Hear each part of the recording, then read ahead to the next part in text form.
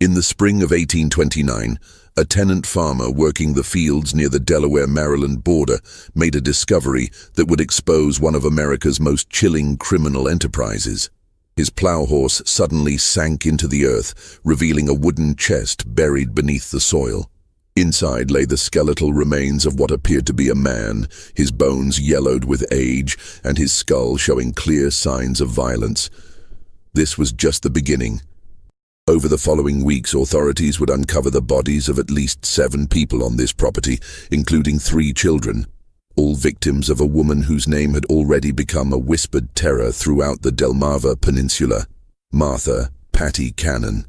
For nearly 2 decades, Cannon had operated what historians now call the Reverse Underground Railroad, a network that kidnapped free African Americans and escaped slaves to sell them back into bondage in the Deep South. But this wasn't just about human trafficking. Cannon was also a serial killer who murdered rival slave traders, witnesses, and even children when they posed a threat to her operations. Court records from Sussex County, Delaware, show she was indicted for 4 murders, though witnesses claimed the true number exceeded 20. Before we continue with the story of Patty Cannon and her reign of terror along the Mason-Dixon line, I want to hear from you.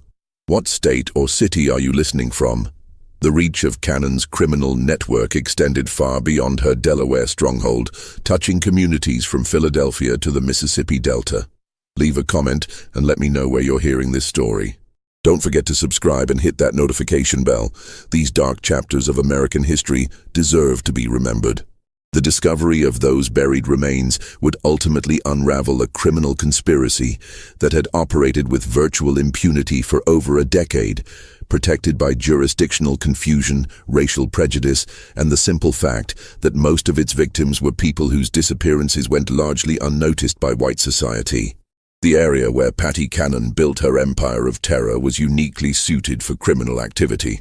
In the early 1800s, the region now known as Reliance sat at the intersection of 3 jurisdictions, Sussex County in Delaware and Caroline and Dorchester counties in Maryland. This strategic location allowed criminals to literally step across county and state lines to escape pursuing lawmen. The spot was so remote that locals called it Johnson's Crossroads, named for the tavern that would become the headquarters of the most notorious kidnapping ring in American history. The landscape itself seemed designed for concealment. Dense forests of pine and oak stretched for miles, broken only by marshy lowlands and small clearings where isolated farmsteads dotted the countryside. The Nanticoke River wound through the region, providing waterways that could transport captives silently under cover of darkness. Roads were little more than cart paths, and the nearest substantial towns were days away by horseback. For someone seeking to operate outside the law, it was an ideal location. Martha Cannon, called Patty by those who knew her, had arrived in this borderland sometime around 1790. Court records suggest she was born around 1760, possibly under the name Lucretia Patricia Hanley, though she kept her origins deliberately vague. Some accounts place her birth in Canada, with immigration to Delaware at age 16. What is documented is her marriage to Jesse Cannon, a local farmer who owned property near the state line. Together they had at least 1 daughter and lived what appeared to be an unremarkable rural life. Jesse Cannon was described by neighbors as a quiet man who kept to himself, working his small farm and raising tobacco and corn like dozens of other settlers in the region. The Cannon homestead sat on a modest plot of land that straddled the Delaware-Maryland border, a detail that would prove crucial to Patty's later criminal activities.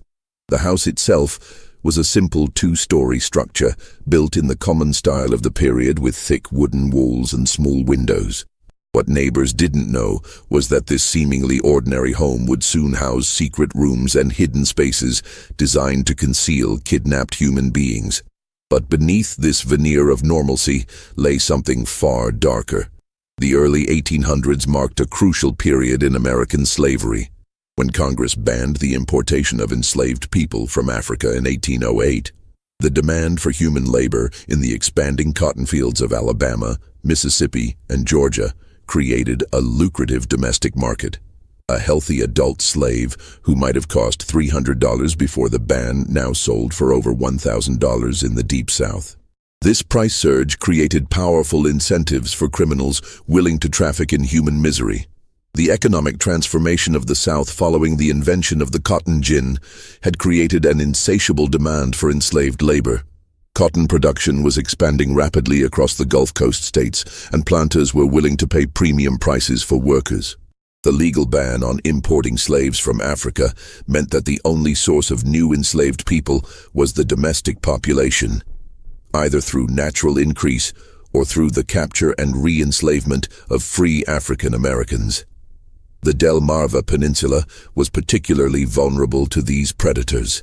Following the Revolutionary War, many enslaved people had been freed by their owners, either through gradual emancipation laws or individual acts of manumission. Maryland and Delaware had substantial populations of free African Americans who worked as laborers, artisans, and small farmers. These communities, while legally free, lived in constant fear. They had no powerful protectors, limited legal recourse, and their disappearances often went unreported or uninvestigated by white authorities who viewed them as less than fully human. The legal status of free African Americans in the early 1800s was precarious at best. While they were not enslaved, they possessed few of the rights enjoyed by white citizens. They could not vote, serve on juries, or testify against white defendants in most courts. Their freedom could be challenged at any time, and they were required to carry papers proving their status. For criminals like Patty Cannon, these legal vulnerabilities created opportunities for exploitation. Into this environment stepped Patty Cannon, a woman who would prove that evil recognizes no gender boundaries. Contemporary accounts describe her as a large, physically imposing woman with unusual strength for her gender. She stood nearly 6 feet tall in an era when most women barely reached 5 feet, and she possessed what neighbors described as an intimidating presence. Her voice was reportedly deep and commanding, and she had a reputation for violent outbursts when crossed. Her husband Jesse died under mysterious circumstances around 1826. Some later claimed she poisoned him, leaving her a widow with complete control over the family property.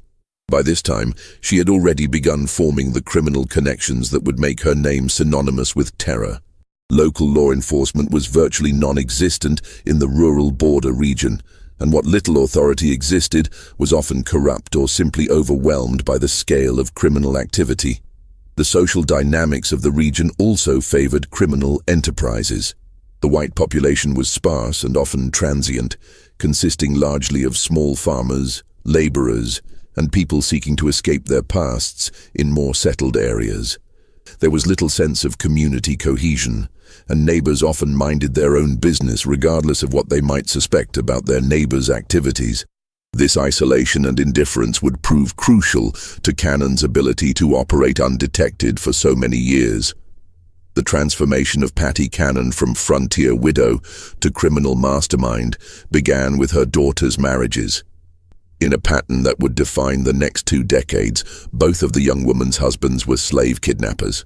Her first husband, Henry Brereton, was a blacksmith who supplemented his income by capturing free African Americans for sale in the South. In 1811, Brereton was arrested and imprisoned in Georgetown, Delaware for kidnapping, but he managed to escape from jail that same year. Brereton's criminal activities had been well known in the local community long before his arrest. As a blacksmith, he had legitimate reasons to travel throughout the region, visiting farms and settlements to shoe horses and repair tools. This mobility provided perfect cover for his illegal activities. He would identify potential victims during his legitimate business calls, noting which families had teenage children or young adults who might bring high prices in southern slave markets.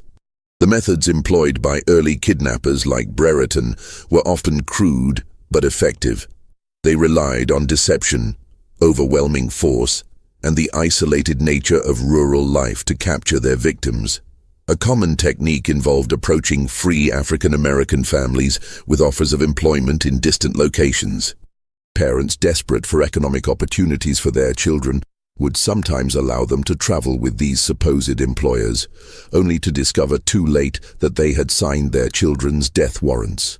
It was after his escape that the first documented murder connected to the Cannon family occurred. Brereton, working with Paddy Cannon and another criminal named Joseph Griffith, ambushed a slave trader known only as Rigel at Cannon's Tavern. The plan was simple but brutal. Get the victim drunk, rob him of his money and slaves, then eliminate the witness. Court records show that Rigel was shot and killed during the robbery. Brereton and Griffith were eventually captured and hanged on April 13, 1813, but Paddy Cannon escaped prosecution. The Rigel murder marked a significant escalation in the criminal activities centered around the Cannon property. Prior to this incident, the family had been involved primarily in facilitating kidnappings and providing safe haven for criminals passing through the region. The willingness to commit murder for profit demonstrated a level of ruthlessness that would characterize all of Cannon's future activities. Contemporary newspaper accounts of the Rigel case provide disturbing details about the crime. The victim had been traveling through the region with a substantial amount of money. Estimates suggest between $3,000 and $5,000, intended for purchasing enslaved people in local markets. He had stopped at what he believed was a legitimate tavern for food and lodging, unaware that he had walked into a trap. The conspirators plied him with alcohol throughout the evening, waiting for the right moment to strike. When Rigel finally retired to his room, Brereton and Griffith followed him. Neighbors later reported hearing shouting and the sound of a struggle, followed by a gunshot. By morning, Rigel was dead, his money was gone, and his wagon and horses had disappeared. The body was hastily buried on the property, beginning what would become a regular practice of using the isolated location as a dumping ground for murder victims. The execution of her daughter's first husband did nothing to deter Cannon from her chosen path. Instead, it seemed to refine her methods and strengthen her resolve to build a more sophisticated criminal organization.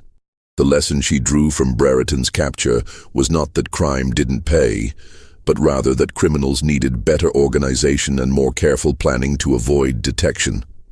When her daughter remarried, this time to Joseph Johnson, Cannon gained a partner who would prove even more valuable to her criminal enterprise. Johnson wasn't just another kidnapper. He was a businessman who understood the logistics of human trafficking on a regional scale. He had connections throughout the South, experience in transportation and logistics, and most importantly, the capital necessary to expand their operations beyond simple opportunistic crimes. Johnson brought to the partnership a tavern located precisely on the Delaware-Maryland state line. This establishment, which became known as Joe Johnson's Tavern, was positioned so strategically that different rooms literally sat in different states. This geographic advantage allowed them to move kidnapped victims between jurisdictions to confuse pursuing authorities. When Delaware lawmen arrived with warrants, suspects could simply step into the Maryland portions of the building and claim immunity from Delaware jurisdiction. The tavern served multiple purposes in the expanding criminal enterprise. It was a legitimate business that provided cover for their activities, generating income and explaining the constant flow of travelers and wagons through the property. It functioned as a holding facility for captives awaiting transport south, with specially constructed hidden rooms and cellars designed to conceal human cargo. And it served as a meeting place for the network of criminals who worked for them, a neutral ground where plans could be made and profits divided. The physical layout of the tavern reflected its multiple functions. The main floor appeared completely normal, with a common room for travelers, a bar area, and rooms for legitimate guests. But beneath the building lay a series of cellars and tunnels that had been specially constructed for hiding kidnapped people. These underground spaces were accessible through concealed entrances and were designed to muffle sound and prevent escape. Iron rings set into stone walls provided anchor points for chains, while small ventilation shafts ensured that captives wouldn't suffocate during long periods of confinement. The gang that assembled around Cannon and Johnson was remarkably diverse for its time. It included white criminals like Henry Carr, mixed-race decoys such as John Purnell, who used multiple aliases, and even enslaved people forced to participate in capturing others. This multiracial composition was strategic. African-American gang members could approach potential victims without immediately raising suspicions, while white members handled negotiations with buyers in the Deep South. John Purnell, described in court records as a yellow man or mulatto, was particularly valuable to the organization. His mixed racial heritage allowed him to move between white and African-American communities with relative ease. He maintained multiple identities and could present himself as either a free person of color seeking work or a light-skinned white man conducting business, depending on the situation. This chameleon-like ability made him an ideal scout for identifying potential victims and establishing initial contact. As the 1820s progressed, the scope of the Cannon-Johnson operation expanded dramatically. Their network stretched from Pennsylvania to Louisiana, with documented connections to buyers in Alabama, Mississippi, and Georgia. Mayor Joseph Watson of Philadelphia, a Quaker deeply committed to protecting free African Americans, began tracking the disappearances of citizens from his city and tracing them back to the Delmarva Peninsula. Watson's investigations revealed the horrifying scale of the operation. In 1825 alone, he documented dozens of kidnappings connected to the Cannon Gang. The victims weren't just random targets, they were often specifically chosen for their vulnerability. Young adults brought the highest prices in southern markets, but children were also valuable as they could be trained for specific tasks and would provide decades of labor. The systematic nature of these kidnappings demonstrated a level of organization that went far beyond opportunistic crime.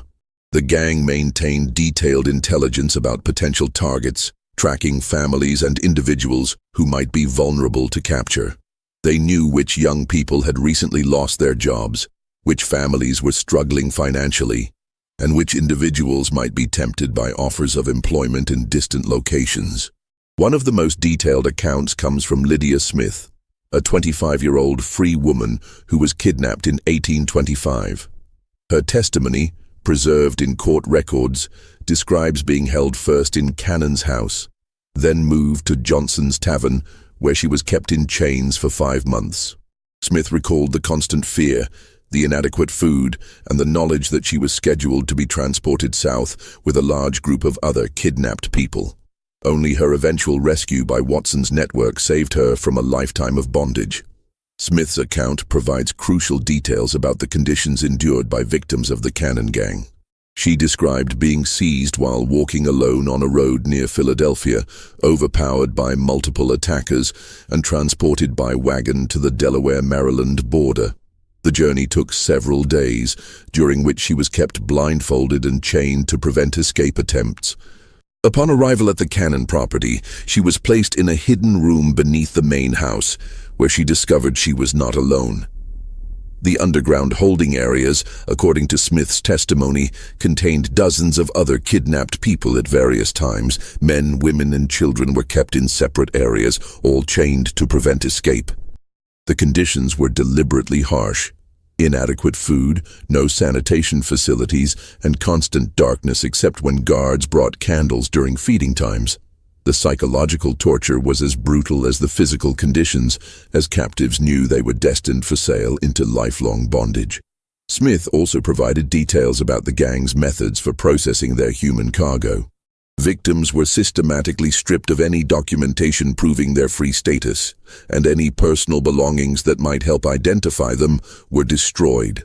They were given new names and false backgrounds that would support their sale as legitimate slaves. Those who resisted or attempted to maintain their true identities were beaten until they complied. The gang's operations were an open secret in the local community. Neighbors knew that people disappeared near the Cannon property, that wagons arrived at odd hours, and that Johnson's Tavern hosted suspicious meetings.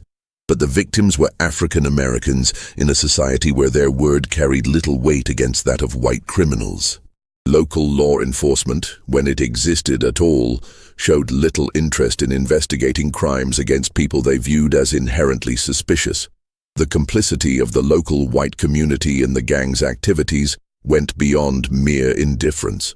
Some neighbors actively supported the criminal enterprise, either through direct participation or by providing information about potential victims. Local merchants supplied the gang with provisions, asking no questions about the source of their payment. Even some law enforcement officials were suspected of taking bribes to look the other way when suspicious activities were reported. This indifference changed only when white victims entered the equation. The gang didn't just kidnap free African Americans. They also robbed and murdered slave traders who came through their territory, carrying large amounts of cash. These victims were white men engaged in the legal slave trade, and their disappearances attracted the attention that African American victims never received. The first documented case occurred around 1820 when a slave trader from Georgia named Bell or Miller vanished while traveling through the area. This man had been carrying a substantial sum of money. Some accounts suggest $35,000, intended for purchasing enslaved people. He was last seen at Cannon's establishment, and his horse was later found in her possession. When questioned, Cannon claimed the man had sailed south with a cargo of enslaved people, but investigators found this story implausible. The Georgia trader's disappearance marked the beginning of a pattern that would eventually lead to the gang's downfall. Unlike African American victims, whose disappearances generated little official interest, missing white slave traders had business partners and financial backers who demanded investigations. These men carried substantial amounts of money and had planned itineraries that made their disappearances difficult to explain away. Cannon's method for dealing with these victims was typically brutal. The traders would be invited to the tavern under the pretense of conducting legitimate business. Once there, they would be plied with alcohol and encouraged to discuss their financial resources and travel plans. When the opportunity arose, they would be murdered and robbed, their bodies buried on the property, and their money and any enslaved people they were traveling with would be incorporated into the gang's operations. The profits from these murders were substantial. A single slave trader might carry enough money to fund the gang's operations for months. The enslaved people they were transporting could be sold through the gang's southern networks, generating additional income. Most importantly, eliminating these competitors helped the gang maintain their monopoly on criminal activities in the region. By the mid-1820s, pressure was mounting on the Cannon-Johnson gang from multiple directions. Mayor Watson of Philadelphia had begun offering substantial rewards for information leading to arrests, and Governor John Andrew Schulze of Pennsylvania was coordinating with officials in southern states to track kidnapped citizens. Their investigations were revealing not just individual crimes, but a systematic network that had been operating for over a decade. The reward offered by Watson, $500 for information leading to arrests, represented a substantial sum for the period, equivalent to several months' wages for most working people. This financial incentive began to loosen tongues in communities that had previously remained silent about the gang's activities. Former associates, dissatisfied gang members, and even some victims who had managed to escape began providing information to authorities. The gang's response to this pressure was characteristically violent. Rather than scaling back their operations, they began eliminating potential witnesses more aggressively. This decision would ultimately prove to be their downfall, as it expanded their list of victims to include people whose disappearances could not be ignored. The escalation in violence during this period reflected Patty Cannon's increasingly paranoid mindset. She had built a criminal empire that generated enormous profits.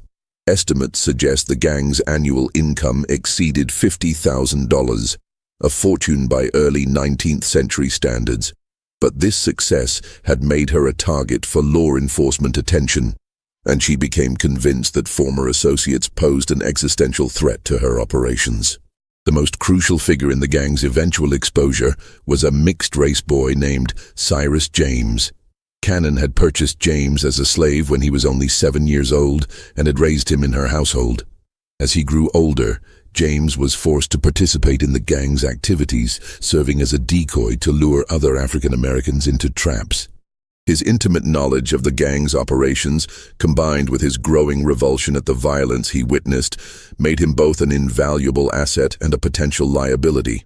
James's position in the Cannon household was unique and tragically complex.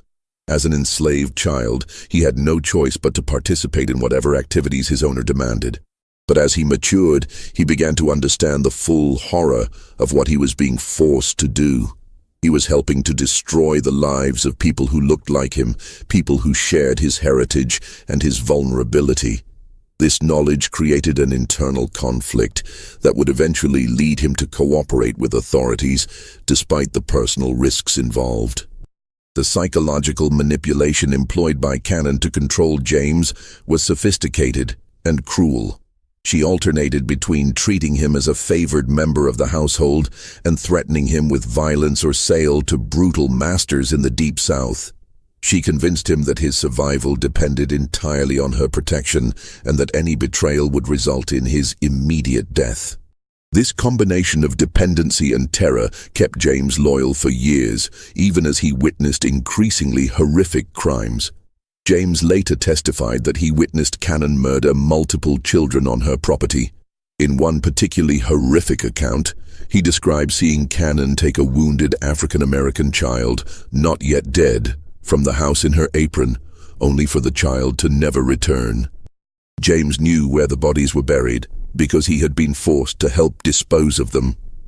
The murders James witnessed were not random acts of violence, but calculated decisions based on Cannon's assessment of risk and profit.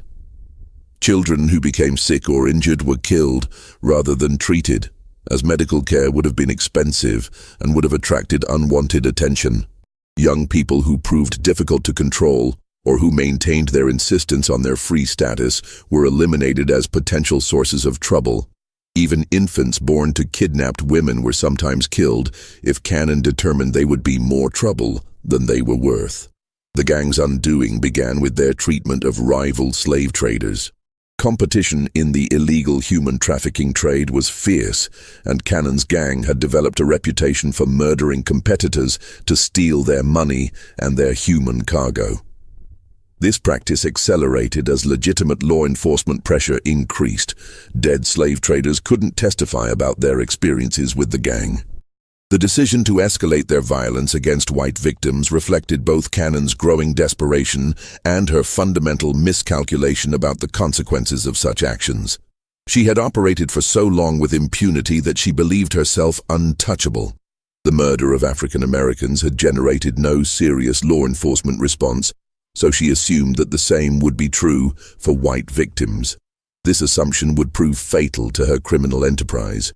In early 1829, the bodies began to surface. A tenant farmer working land owned by Cannon was plowing a low-lying area that had recently been cleared of brush when his horse stumbled into what proved to be a grave. Inside a wooden chest, he discovered human bones that authorities determined belonged to the missing Georgia slave trader from nearly a decade earlier. This discovery triggered a systematic search of the property that would uncover multiple burial sites. The farmer who made the initial discovery was working land that Cannon had rented out for additional income. The area had previously been unused because it was prone to flooding, but recent dry weather had made it suitable for cultivation. When the farmer's plow horse suddenly sank into the ground, he initially assumed he had encountered a natural depression or perhaps an old well. It was only when he began digging to free his horse that he realized he had stumbled upon something far more sinister. The wooden chest containing the bones was remarkably well preserved, suggesting it had been buried relatively recently despite containing decade-old remains. The chest itself appeared to have been specifically constructed for the purpose of concealing a body with dimensions that precisely accommodated a human form. This level of preparation indicated that the burial was not a hasty attempt to conceal a crime, but rather part of a systematic approach to body disposal that had been refined over years of practice. The discovery of the first body in early 1829 set in motion a chain of events that would finally bring Patty Cannon's criminal empire to an end. Delaware authorities, working with their counterparts in Maryland, obtained search warrants and began a comprehensive investigation of all properties connected to the Cannon-Johnson gang. What they found exceeded their worst expectations. The investigation was led by Sheriff Joseph Houston of Sussex County, Delaware, working in coordination with Maryland authorities and representatives from the Pennsylvania governor's office. This multi-jurisdictional approach was unprecedented for the time period and reflected the growing recognition that the Cannon Gang's activities crossed state boundaries and required coordinated law enforcement response. The search warrants obtained by authorities were remarkably broad, allowing them to excavate any areas of the Cannon properties where bodies might be concealed. This legal authority was crucial as it provided protection for investigators who might otherwise have been accused of trespassing or illegal search and seizure.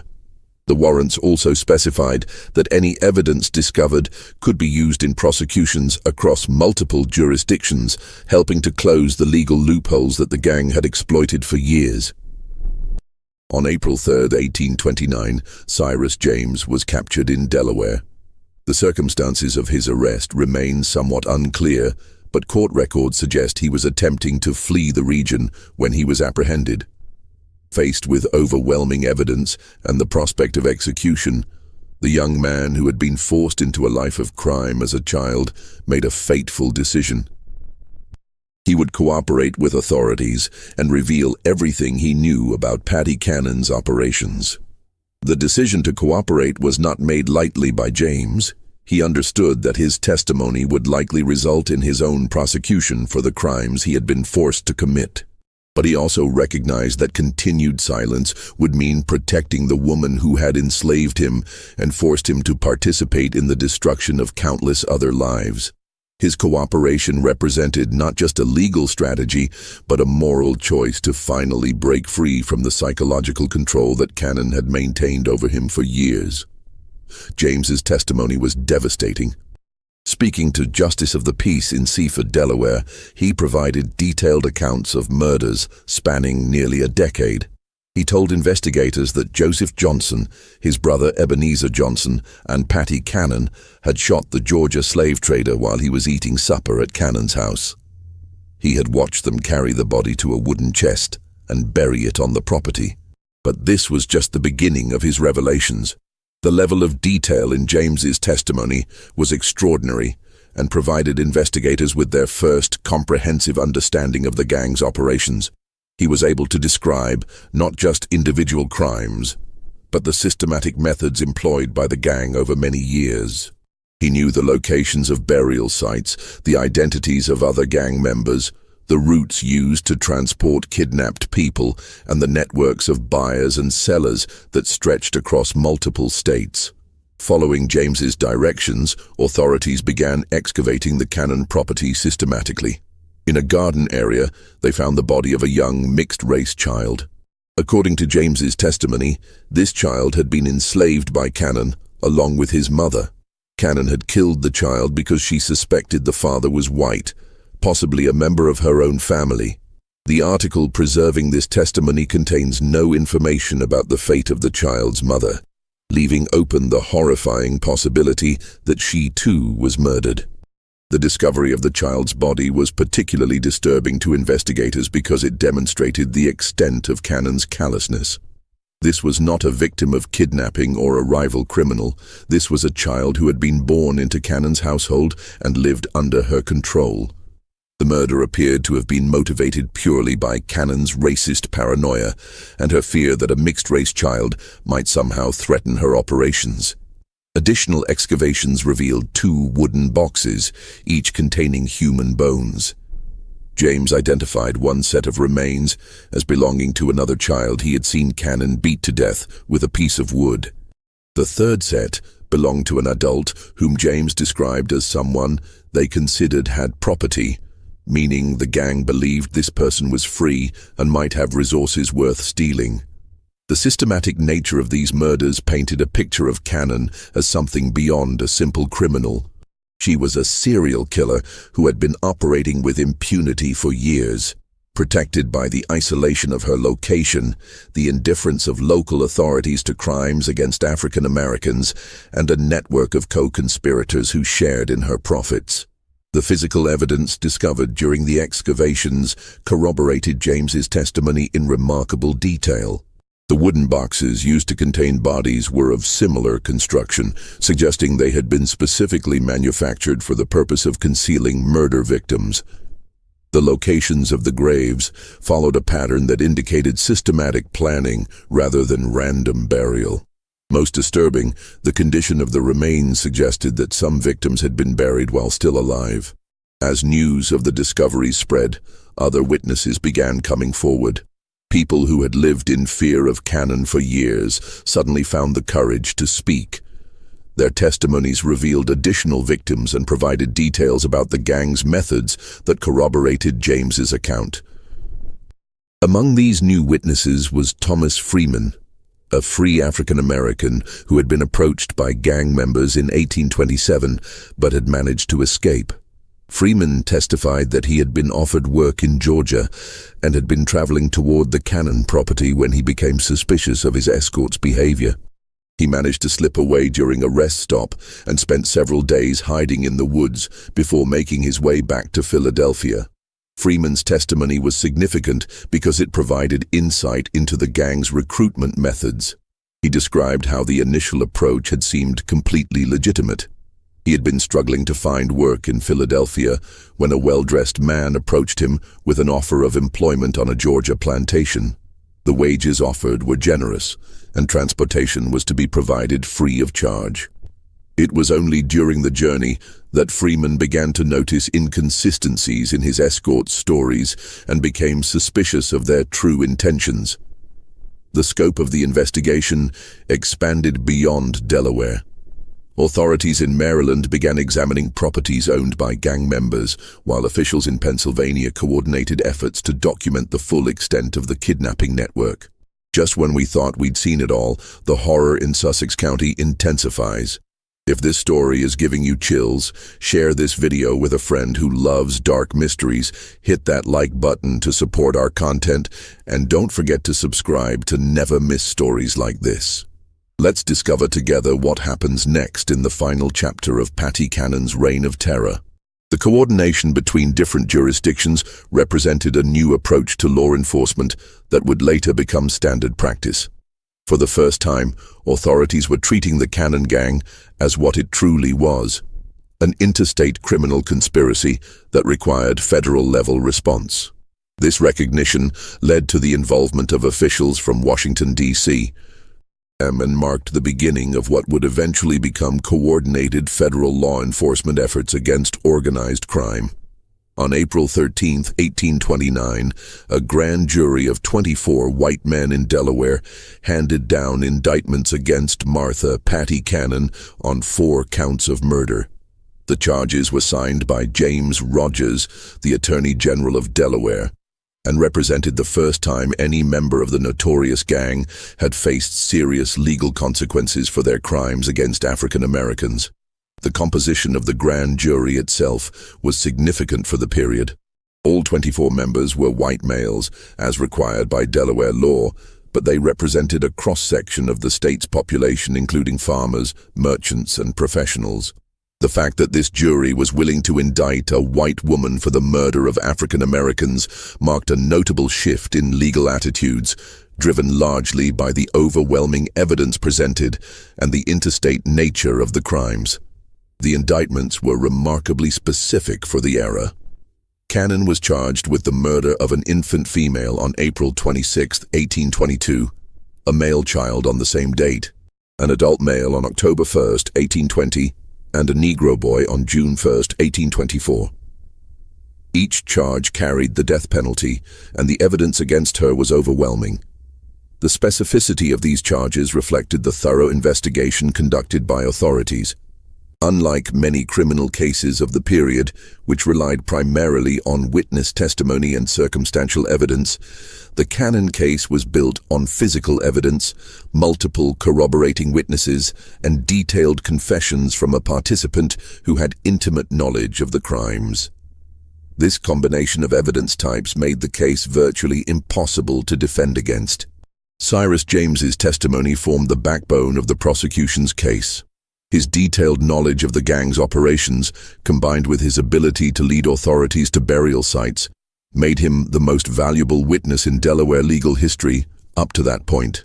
The young man who had been forced into crime as a child now held the power to bring justice to the woman who had terrorized the region for decades. The prosecution team was led by Attorney General James Rogers, who had made his reputation prosecuting complex criminal cases across Delaware. Rogers understood that the Cannon case represented an opportunity to demonstrate that the law applied equally to all citizens, regardless of their race or social status.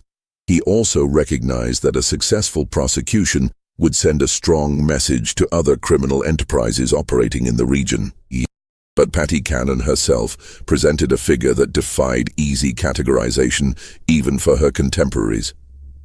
Newspaper accounts described her as a large, physically powerful woman who commanded fear and respect, even from hardened criminals.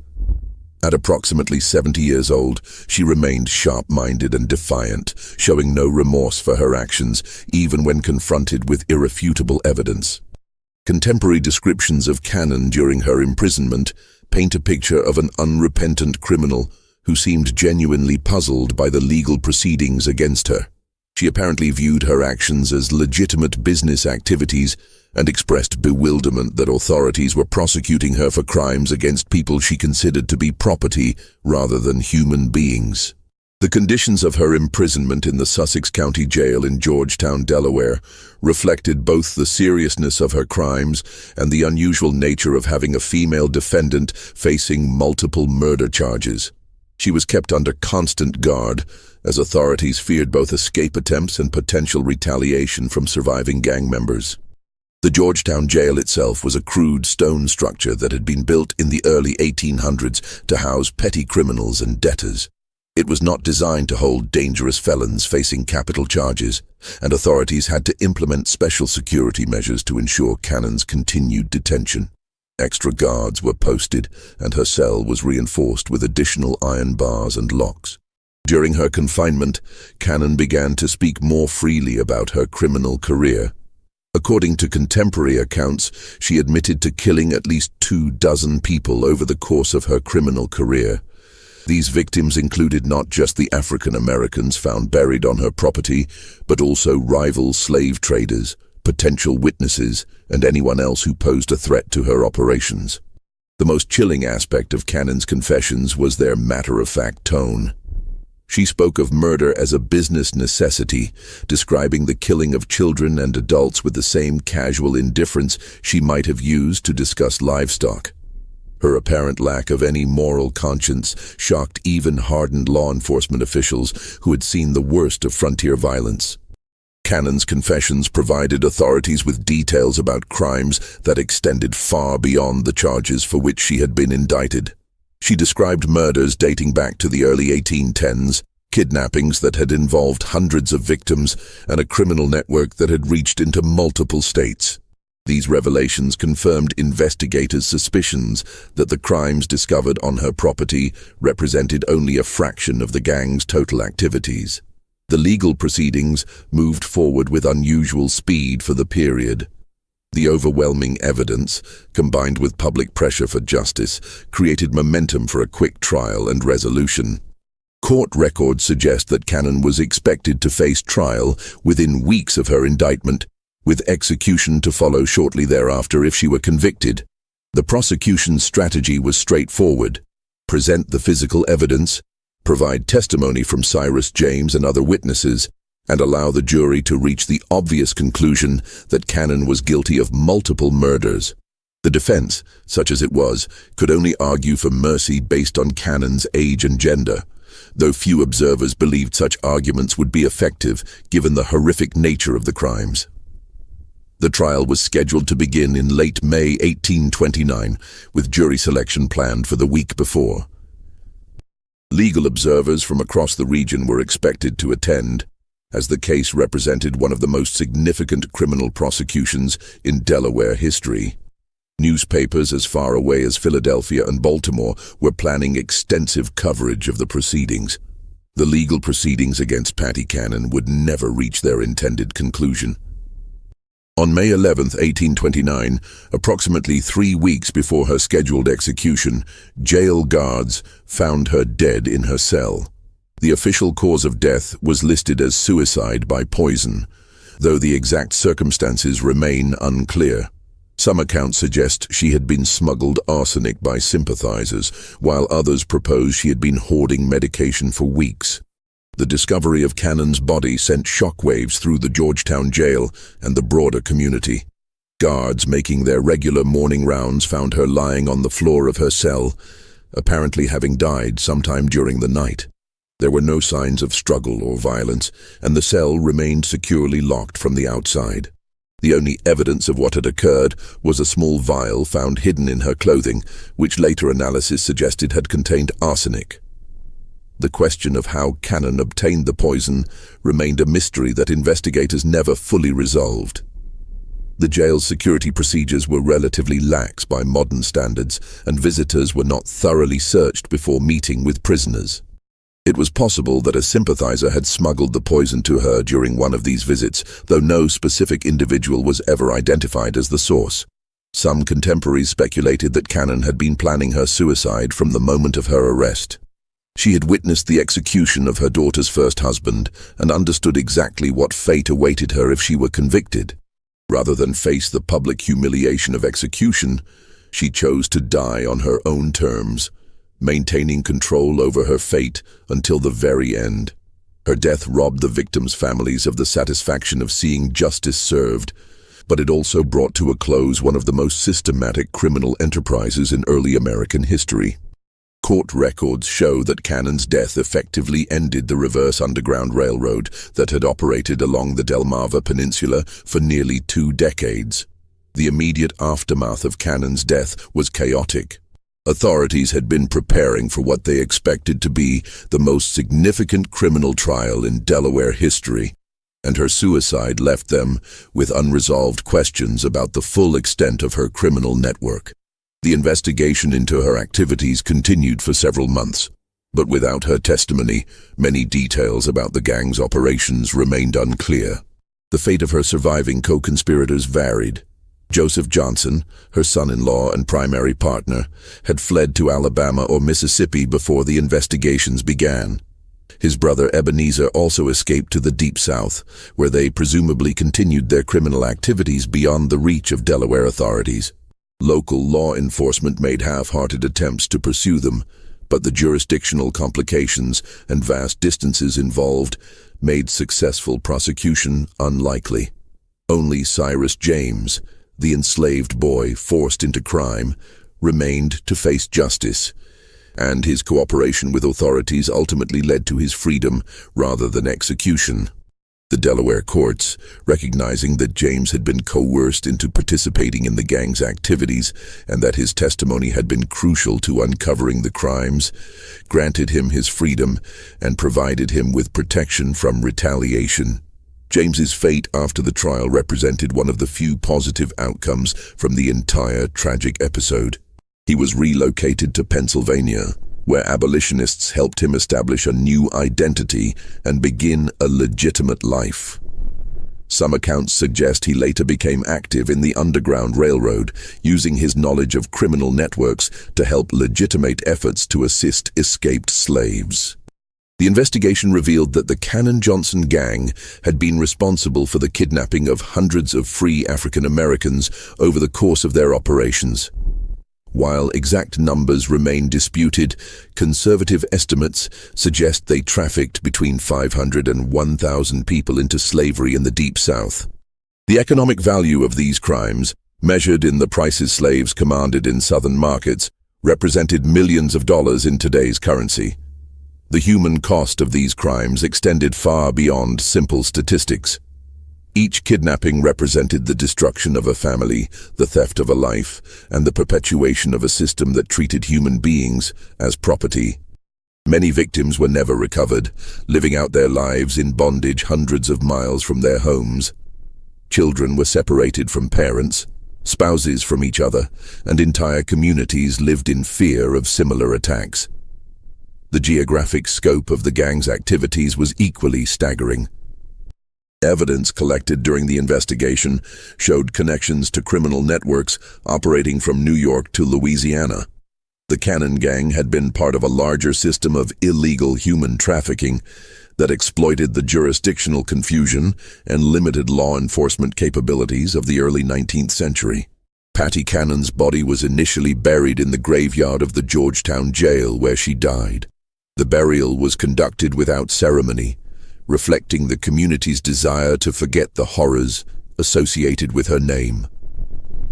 When that land was later developed into a parking lot in the 20th century, her remains were moved to a potter's field near the new prison.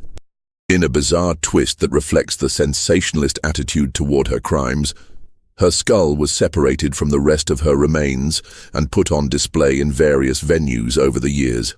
As recently as 1961, it was on loan to the Dover Public Library, serving as a macabre reminder of one of Delaware's darkest chapters. This treatment of her remains, while disturbing by modern standards, reflected the public's continued fascination with her crimes and their desire to remember the horrors she had perpetrated. The legacy of Patty Cannon extends far beyond her individual crimes. Her story illustrates the systematic violence that underpinned American slavery, the vulnerability of free African Americans in the antebellum period, and the ways that geographic and legal loopholes could be exploited by sophisticated criminals. The reverse Underground Railroad she operated represented the dark mirror image of the networks that helped enslaved people escape to freedom. A reminder that for every story of liberation, there were countless others of re-enslavement and death. Modern historians continue to study the Cannon case as an example of how criminal enterprises could flourish in the gaps between legal jurisdictions. Her ability to operate for nearly 2 decades despite the knowledge of local communities demonstrates the combination of racism, legal limitations, and economic incentives that allowed such horrors to continue. The case also highlighted the limitations of early 19th century law enforcement. The lack of coordination between different jurisdictions, the absence of professional police forces, and the limited communication capabilities of the period all contributed to the gang's ability to operate with impunity. These lessons would later inform efforts to develop more effective law enforcement strategies for dealing with interstate crime. The impact on the local community was profound and lasting. The area around Johnson's Crossroads never fully recovered from its association with the Cannon Gang. The name was eventually changed to Reliance in an effort to escape the infamy, but the stigma persisted for generations. Property values in the area remained depressed for decades, and many families chose to relocate rather than remain in a place associated with such horrors. The Cannon case also had broader implications for American society's understanding of race and crime. The willingness of authorities to finally prosecute these crimes, even though the victims were primarily African Americans, marked a small but significant shift in legal attitudes. While this change was limited and temporary, it represented recognition that all people, regardless of race, deserved legal protection. The documentation and investigation of Cannon's crimes also contributed to the growing abolitionist movement. The systematic nature of the kidnapping network and the ease with which free African Americans could be reduced to slavery provided powerful evidence for abolitionists arguing that the entire system of slavery was inherently corrupt and dangerous. In the decades following Cannon's death, her story became part of regional folklore, though the details were often distorted or sensationalized. Numerous books, pamphlets, and newspaper articles recounted her crimes, though many mixed fact with fiction in ways that made it difficult to separate historical truth from legend. The most famous of these was George Alfred Townsend's novel, The Entailed Hat, published in 1884, which used Cannon's story as the basis for a melodramatic tale of frontier crime. The site of the original Cannon house remained a source of morbid fascination for decades. Visitors would travel to the remote location to see where the crimes had occurred, and local residents developed a cottage industry providing tours and selling souvenirs. The original house was finally torn down in 1948, but the site continued to attract curiosity seekers well into the modern era. This mystery shows us how easily society can turn a blind eye to systematic violence when the victims are perceived as less than fully human. The indifference that allowed Patty Cannon to operate for decades was finally overcome only when her crimes expanded to include white victims whose disappearances could not be ignored. The legal system that failed to protect free African Americans from kidnapping and murder was the same system that ultimately prosecuted Cannon only when she threatened the interests of white slave traders. The Cannon case serves as a stark reminder of the human capacity for evil and the importance of vigilant law enforcement and community responsibility. It demonstrates how criminal enterprises can flourish in environments where society fails to protect its most vulnerable members. Most importantly, it preserves the memory of hundreds of victims whose names are largely forgotten, but whose suffering should never be minimized or ignored. What do you think of this story? Do you believe everything was revealed about the full scope of her criminal network? The evidence suggests that Patty Cannon's gang was part of a much larger system of illegal human trafficking that extended far beyond